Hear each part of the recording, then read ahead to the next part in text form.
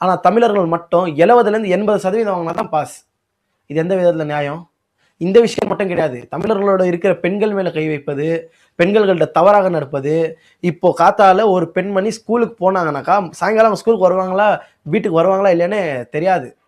அந்த அளவுக்கு ஒரு கொடுமையான ஒரு தமிழர்களுக்கு எதிராக நடந்த ஒரு அநீதியான ஒரு விஷயம் அது. இந்த உலகத்துல நடந்து யாருமே எடுத்து கேட்கல. ஒருத்தர் கூட இதை எதிர்த்து கேட்கல.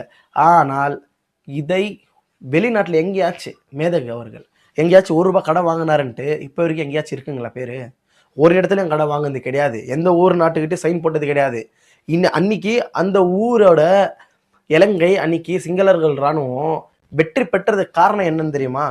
காரணம் என்னன்னாக்கா, அங்க இருக்கிற ஒரு ஊர்ல 3,00,000 கோடி அவருக்கு தரேன்னாங்க, மேதகு அவர்களுக்கு.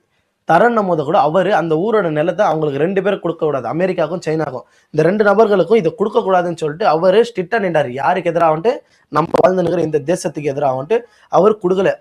நம்ம இந்த நிலத்தை கொடுத்தா நம்ம தாய் நிலமாகிற அந்த நிலத்துல நமக்கு எதிராயிடுமே, அந்த ஊருக்கு எதிராயிடுமே, அதனால வேணான்னு சொல்லிட்டு அந்த ஒத்தைய தள்ளி போட்டாரு, தேவையில்லை எனக்குன்ட்டு.